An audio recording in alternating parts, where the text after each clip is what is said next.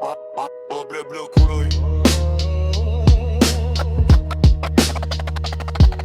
Pe stradă, umbre lung dansează pe beton. Respirăm aer greu, parfum de cartier beton. Copii cu vise sparte, fotbal lângă un zid. Fiecare bloc o poveste, fiecare noapte un ghid. Suflete pierdute, țigări arse pe jumate. Gânduri negre în pahare, se întorc ca bumerang. Vecinul sparge liniștea, boxele erit. Viața e ca un graffiti, culori pe un perete gri. Umbra blocului mă cheamă iar, sub luminile stinse din buierar. Povești din beton scrise în fum și jar. Umbra blocului, suflet de hoinar.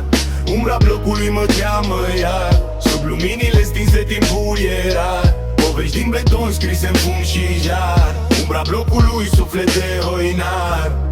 E 7 dimineața, tramvaiul scârție greu. Bătrânii șușotez, viața lor un muzeu. Când vagabonzi la colț, cerșind un pic de milă. În spatele zâmbetelor durerea-i de argilă. Trotuarul-i crăpat, parcă spune povești despre iubiri pierdute, despre prietenii vechi.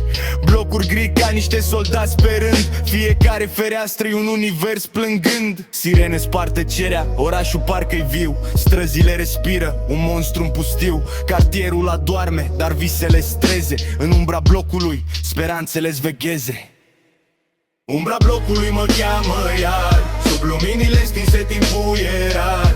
Povești din beton scrise în fum și jar. Umbra blocului, suflet de hoinar.